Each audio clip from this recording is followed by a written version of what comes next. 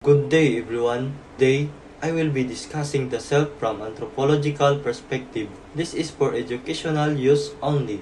Our group grants permission for our instructor, Mr. Roldan Ardinis, to use this as educational material. While we often think of the self as a private, internal thing, anthropology teaches us that the self is actually a cultural construction.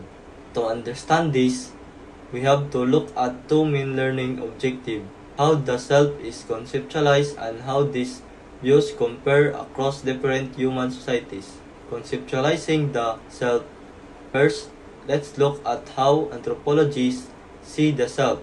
Unlike philosophy, which focuses on the mind, anthropology focuses on culture. Anthropologists like Clifford Geertz argue that the human are unfinished animals. This means we are born without a fixed identity, and it is our culture that finishes us.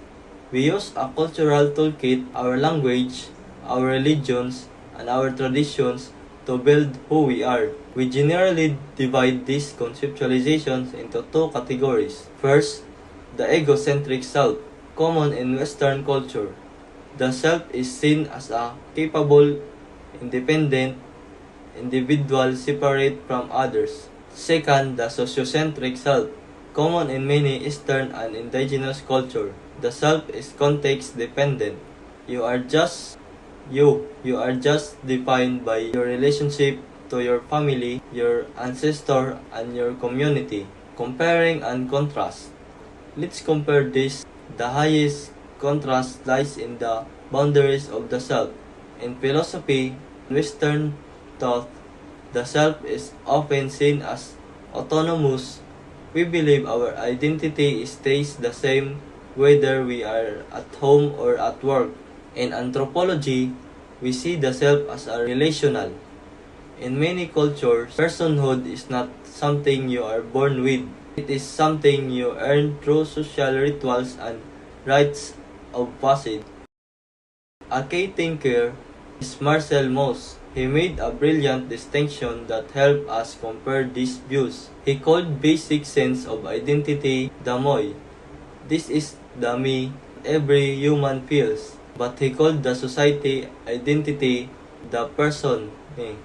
This is the character or the role that society expects us to play. While philosophy asks, what am I? Anthropology asks, how does my society tell me who I am allowed to be?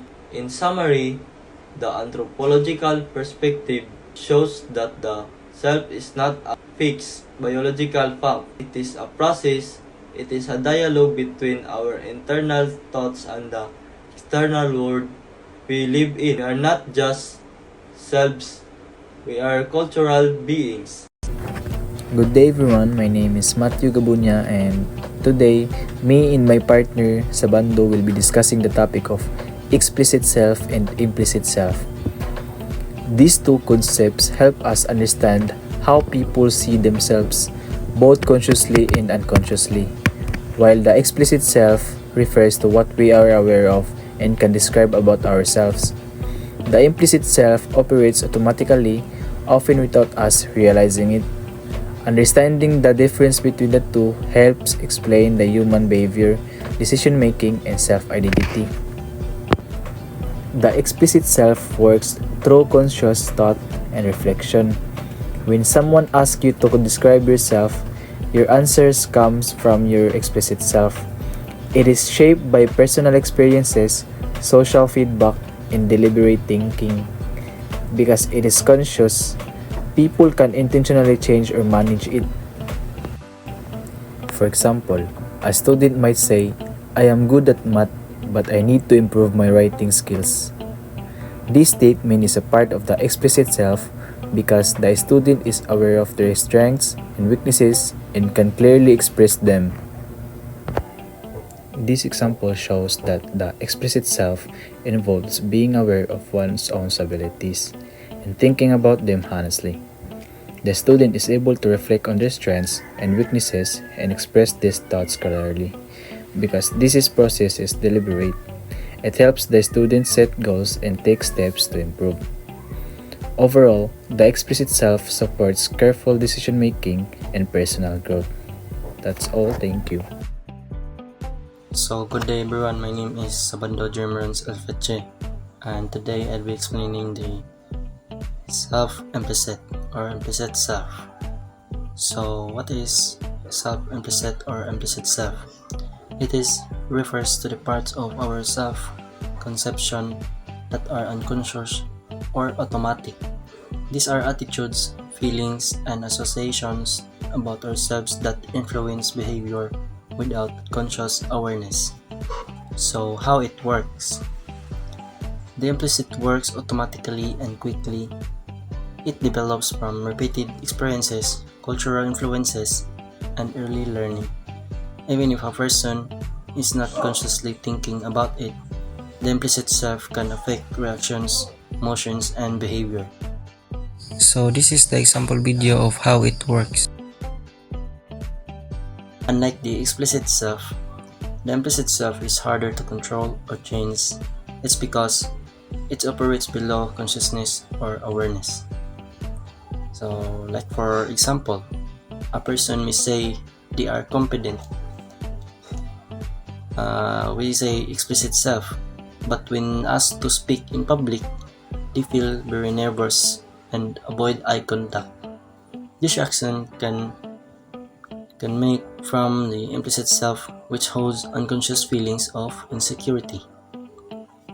And another example is when someone automatically feels proud when seeing their own name or picture, even without consciously thinking about it. This shows an implicit positive association with the self. So, in a comparison summary, the explicit self is conscious, intentional, and verbally expressed.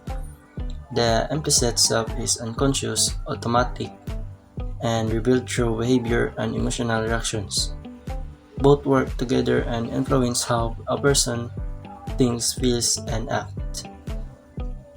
So, in conclusion, the explicit self and implicit self are two important aspects of self-identity. Because why? The self-explicit represent that we know and say about ourselves, while the implicit self what we feel and believe unconsciously, although they may sometimes differ, but both play a crucial role in shaping our behavior and personality. By understanding these two concepts, we gain deeper insight into why people may act differ from what they consciously claim or believe about themselves. So that's all everyone. Thank you for listening. So good day everyone, I am Kevin Rivera. So today I'll be discussing the self as embedded culture. Clifford Geertz, 1973. An American anthropologist who offers a reformulation of the concept of culture which favors a symbolic interpretative model of culture. He defines culture as a system of inherited conceptions expressed in symbolic forms by means of which people communicate, perpetuate, and develop their knowledge about and attitudes towards life. He proposes that it's necessary that humans give meanings to their experiences so that order in the world can be established. Geertz agrees with Max Weber that man is an animal suspended in webs of significance he himself has spun, in which those webs are perceived to be symbolic of culture. Geertz attempt to illustrate an accurate image of man, so he suggested these two important ideas. 1. Culture should not perceive only as complexes of concrete behavior patterns, customs, usages, traditions, habit clusters, as has by and large been the case up to now, but as a set of control mechanism, plans, receives rules, instructions for the governing behavior. Hey everyone, I am Tech Cadet Tobaid Michael Everson. Today I will discussing the second important idea of Clifford Geertz. The second important idea of Clifford Geertz: man is precisely the animal most desperately dependent upon such as the genetic, outside the skin, control mechanism such cultural programs for ordering his behavior. Before, man is defined by his genetic potential shape into actual accomplishments, which is made possible by culture. Geertz also emphasizes that human nature is independent with culture, without mean no culture, certainly, but equally and more significantly without culture no mean. Humans rely heavily on culture to know how to live, unlike animals that most follow instincts. People need learned rules, values, and traditions to guide their actions. These cultural instructions come from outside the body, family, society, school, and community. Humans are born with natural abilities and potential, but these do not automatically develop on their own.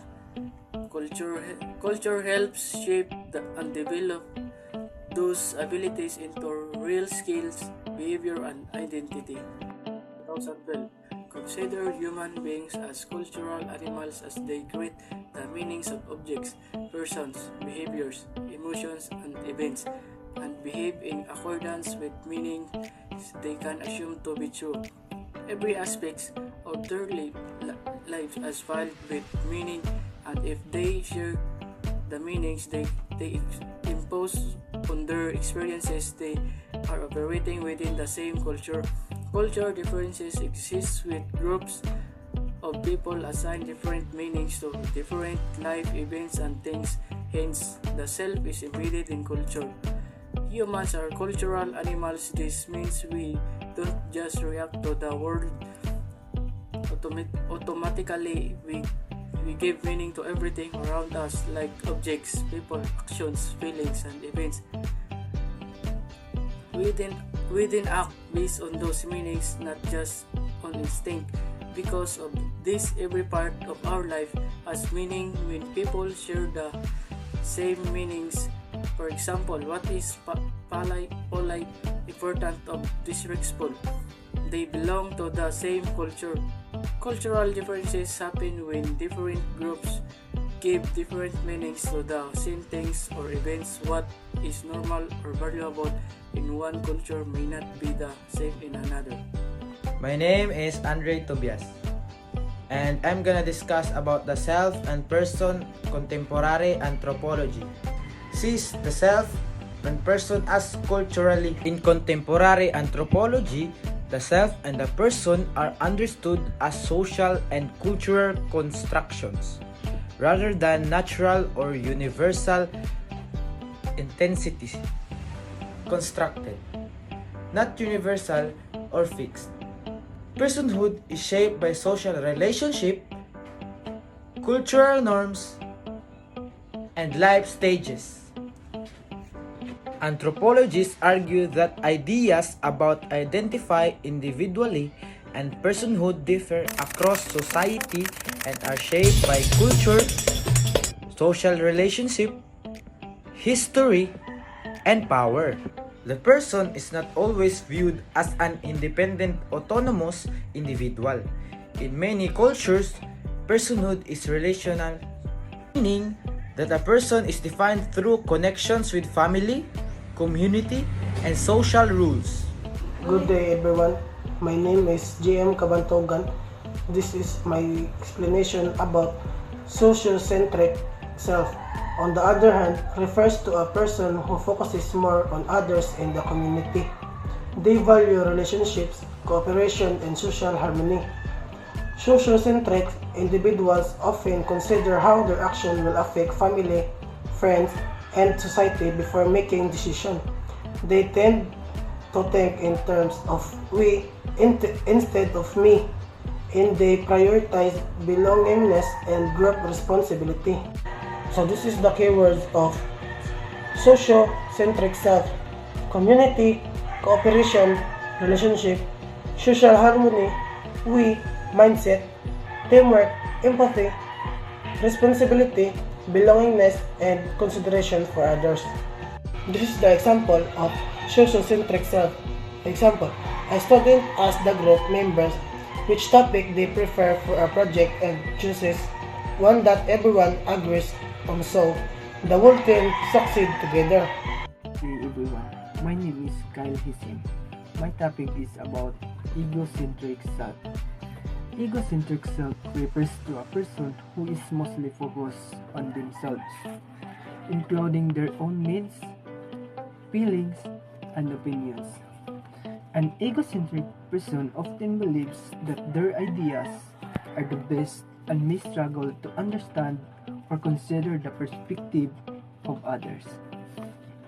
They usually prioritize personal goals, independence, and self-interest, which means they often make decisions based on what will benefit them the most rather than thinking about it may affect other people.